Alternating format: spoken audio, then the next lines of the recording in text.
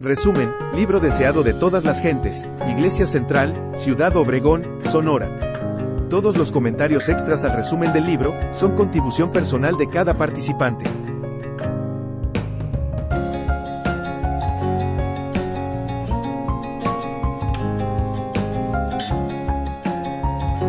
Carlos Mariscal, capítulo 12. Hola amigos, es un gusto estar nuevamente con ustedes. Un saludo para todos los hermanos de la familia de la Iglesia Centro de Obregón y también para todos los que nos ven a través de nuestras redes sociales. Es un gusto poder saludarles y es un privilegio poder compartirles un poquito de la palabra de Dios y del capítulo 12 del libro del deseado de todas las gentes. Hemos estado leyendo este maravilloso libro, lo volveré a repetir y siempre lo digo, este libro ha cambiado mi vida y estoy seguro que ustedes se dan una oportunidad de leerlo, cambiará la de ustedes, porque es un libro que está inspirado por Dios, es un libro que lo escribió Elena de White, que es inspirado por Dios, entonces creo que contiene muchas verdades, que contiene mucha luz y que nos puede servir a nosotros en nuestra vida espiritual. Esta tarde, amigos, vamos a estudiar el capítulo número 12, que habla sobre la tentación de Jesús. Es un capítulo muy interesante, es una historia muy se pueden sacar muchas cosas de esta historia. Tenemos escasos 15 minutos para poder platicar un poquito al respecto. Se tocan muchos temas: salvación, la naturaleza de Dios, la impecabilidad de Cristo. Hay muchos temas bien interesantes. Yo les recomendaría, si ustedes tienen tiempo y les interesa, si leyeron el capítulo y tuvieron muchas dudas al respecto, hay un libro que venden en Gema que se llama Jesucristo Divino y Humano.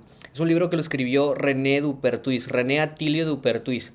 Es un libro muy padre y ahí nosotros podemos entender un poquito mejor, más claras las dos naturalezas de Jesús, la naturaleza divina y la naturaleza humana. Eso a lo mejor no pareciera que tiene mucho que ver con la tentación de Jesús, pero créanme que si tienen la oportunidad de buscarlo, de leerlo a la luz de la Biblia y a la luz del capítulo 12 que vamos a estudiar ahorita del deseado de todas las gentes, creo que va a ser de mucha bendición para ustedes y sobre todo pues para la gente con la que ustedes compartan eso que aprendan.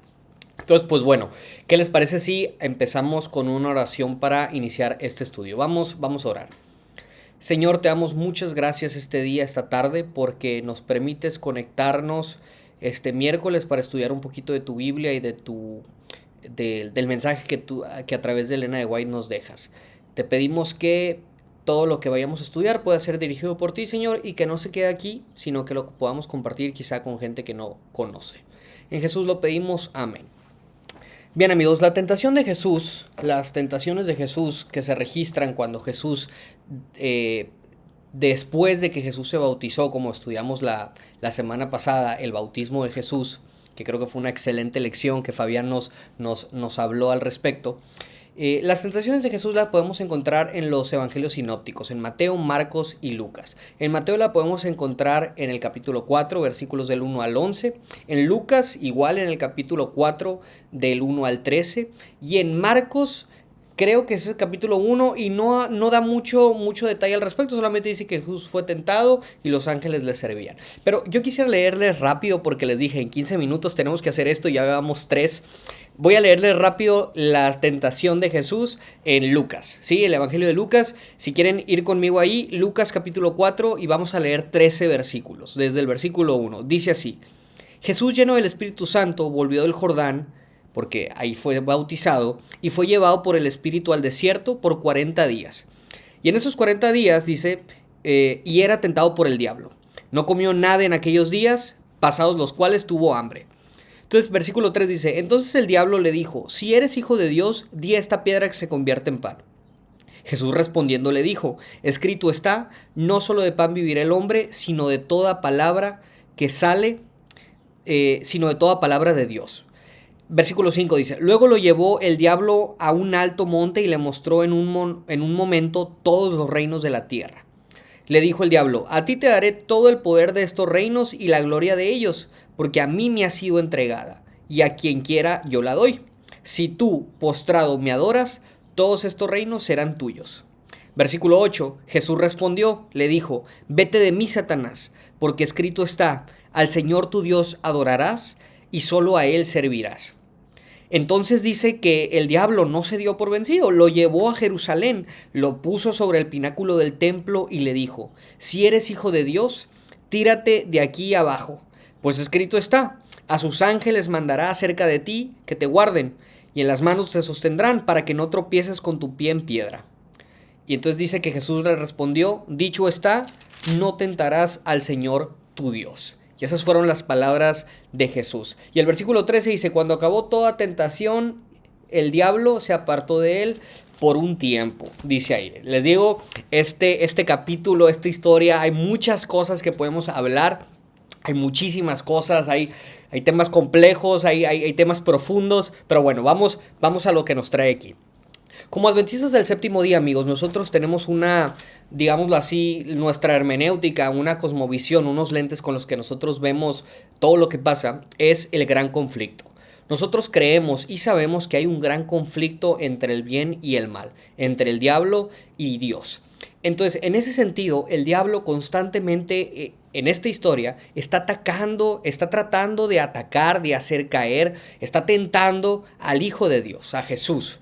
Y es lo mismo que pasa con nosotros. Nosotros sabemos, y lo repasamos la semana pasada también, y lo podemos ver en el capítulo 12, que Jesús nunca pecó. Jesús no cayó en pecado, Jesús no cedió a la tentación, pero nosotros muchas veces sí cedemos. De hecho, no creo que exista alguien que no haya cedido a alguna tentación, a algún pecado. Solamente Jesús fue el victorioso, y es por eso que su sacrificio es suficiente para nosotros, porque tenía que morir alguien que no hubiera tenido pecado. Pero bueno, ese gran conflicto nos pone, digamos, en un ambiente de guerra, porque constantemente nosotros estaremos recibiendo ataques del enemigo. El enemigo quiso atacar a Jesús en esta escena con tres cosas: con la comida, con la gloria y con la misma, incluso hasta la palabra de Dios. Hay algunos autores que dicen con la comida, con la gloria, con la soberbia, incluso hay muchos temas, les digo, al respecto, pero bueno, el capítulo 12 curiosamente se centra mayoritariamente en la primera tentación, cuando el diablo le dice: convierte estas piedras en pan porque tienes hambre y tú tienes el poder para hacerlo. El capítulo 12 se centra ahí, pero yo quisiera darles, hice un pequeño aquí esquemita para hacerlo, les digo, rápido, de cómo nosotros podemos entender este capítulo y cómo eso puede influir en nuestra vida espiritual, que al final de cuentas de eso se trata. El diablo, como les decía, hay un gran conflicto y quiere tentarnos. En el capítulo se presentan tres estrategias que Satanás utilizó con Jesús y utiliza todavía con nosotros para hacernos caer. La primera ustedes la podrán encontrar en la página número 108. Yo estoy leyendo esta versión. No sé si todos tengan esta versión, digo, es el mismo contenido, solamente que en este libro, como tal, en esta presentación está en la página 108. Y dice que la estrategia número 1 de Satanás dice: los hombres fueron inducidos a temer a Dios como a un ser que se deleitaba en la destrucción. Esa es la primera estrategia que el diablo utiliza con nosotros para hacernos caer. Vendernos una idea de que Dios se deleite en la destrucción. ¿Y cuántas veces no has escuchado, amigo, amiga, que un argumento para digamos, rechazar a Dios es que se dice que Dios se deleita en la destrucción? Yo lo he escuchado muchas veces. Y entonces nosotros como cristianos sabemos que esto no es cierto. Sabemos que el carácter de Dios no se deleita en la destrucción. ¿Y qué tiene que ver esto con el gran conflicto que platicábamos? Bueno, el gran conflicto no es un conflicto, digamos, de fuerza. Porque si fuera un conflicto de fuerza, el diablo ya estuviera... el diablo no tiene competencia contra Dios. El gran conflicto no es un tema de fuerza, digamos, física, sino el gran conflicto es un conflicto de carácter. Porque el diablo desde el inicio ha querido tergiversar ante nuestros ojos el carácter de Dios. Y la estrategia número 1 que dice la página número 108 es que hemos sido inducidos a que nosotros le tengamos miedo a Dios y pensemos que Él es un ser que se deleita en la destrucción, lo cual no es así. Pero eso es una estrategia. Si tú y yo estamos pasando por hemos creído esta mentira, pues replanteémonos la situación, acerquémonos a Dios y veremos que Dios no se deleita en la destrucción. 2. De generación en generación, para cegar a la gente acerca de las profecías del Mesías, dice: el diablo trabajó a fin de que se rechazase a Cristo en ocasión de su venida. El diablo actualmente también nos distrae de la segunda venida de Cristo. Y perdón, me estoy apurando porque ya van 10 minutos, lo siento. Vamos a tratar de terminar. Esa es la segunda estrategia. Hacer que nosotros nos olvidemos de que Cristo viene pronto. Y como adventistas del séptimo día, tenemos esa esperanza, ¿no es cierto?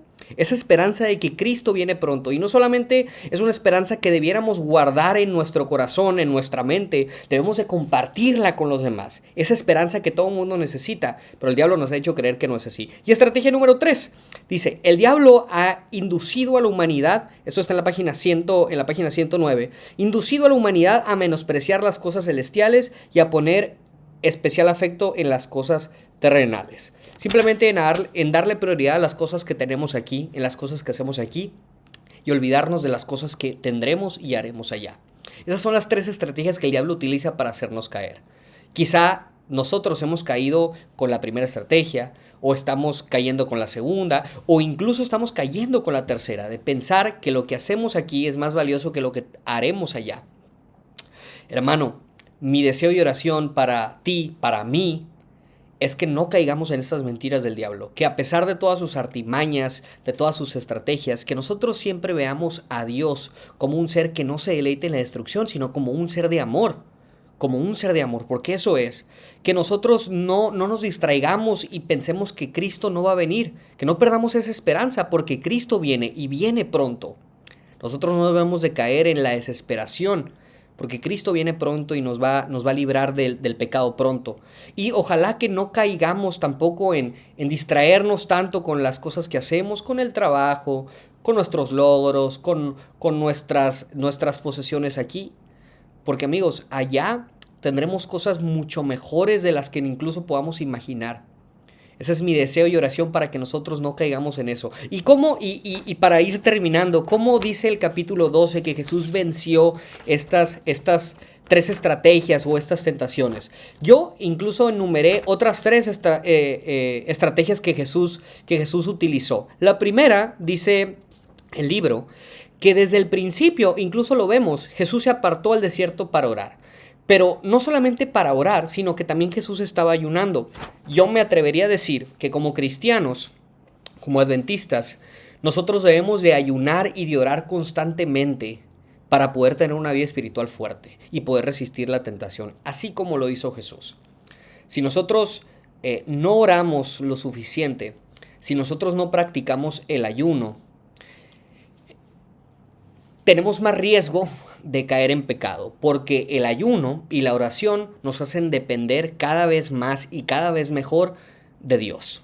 Y cuando nosotros estamos agarrados de Dios, cuando Dios está agarrándonos, como cuando Jesús metió la mano al mar y dice el texto bíblico que trabó la mano de Pedro y Pedro y lo rescató. Así es como nosotros debemos de trabarnos de la mano de nuestro Salvador cuando ayunamos y cuando oramos. Esa es la primera estrategia de Jesús.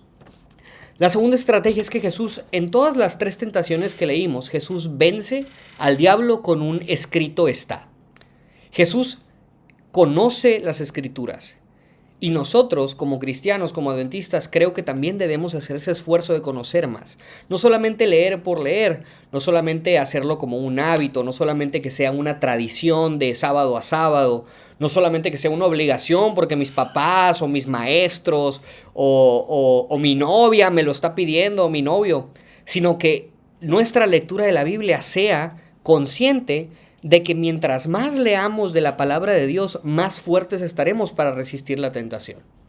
Jesús lo conocía, Jesús respondió con un escrito está. Entonces también nosotros debemos de responderlo así. Y tercera estrategia de Jesús, nosotros debemos de estar confiados plenamente en la palabra de Dios. Si nosotros hacemos estas 3 cosas, oramos y ayunamos, estudiamos nuestra Biblia y confiamos plenamente en lo que estudiamos, si confiamos plenamente en el escrito está que nosotros tenemos, que nosotros leemos, estoy seguro que nosotros venceremos la tentación.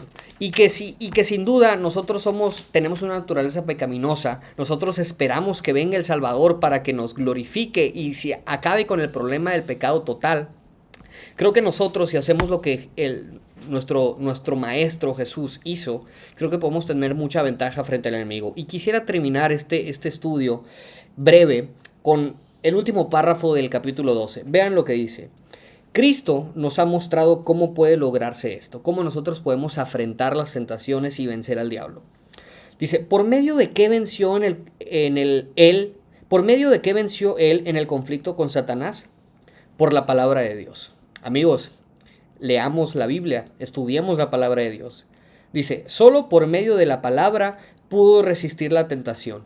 Escrito está, dijo él, y a nosotros nos son dadas preciosas y grandísimas promesas para que por ellas fueseis hechos participantes de la naturaleza divina, habiendo huido de la corrupción que está en el mundo por concupiscencia. Toda promesa de la palabra de Dios nos pertenece. Hemos de vivir de toda palabra que sale de la boca de Dios. Cuando nos veamos asaltados por las tentaciones, no miremos las circunstancias, no miremos nuestra debilidad, sino el poder de la palabra. Y yo doy gracias a Dios por eso. Porque en nuestra debilidad se manifiesta el poder de Dios. En nuestras ganas de querer hacer lo malo, es cuando más nosotros debemos de acercarnos a Dios para que Dios se manifieste, para que su carácter se manifieste en nosotros.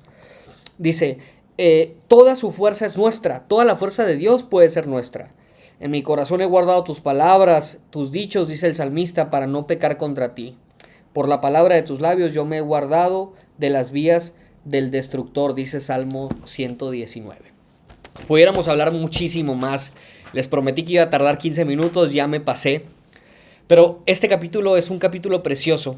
Es un capítulo que nos recuerda que si en alguien podemos nosotros confiar, es solamente en aquel que pudo vencer esta vida, que pudo vencer al pecado, y que ese alguien que pudo vencer las fuerzas del mal es la misma persona que quiere darnos esas mismas fuerzas para que nosotros lo podamos hacer.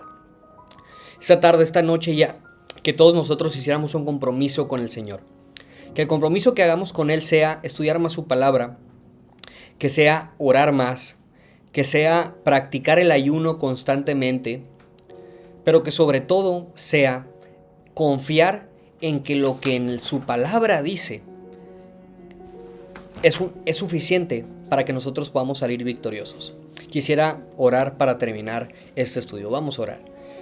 Señor, gracias por esta tarde, gracias por tu palabra, Señor, gracias por el libro, el deseo de todas las gentes que tú nos dejas para poder aprender de ti.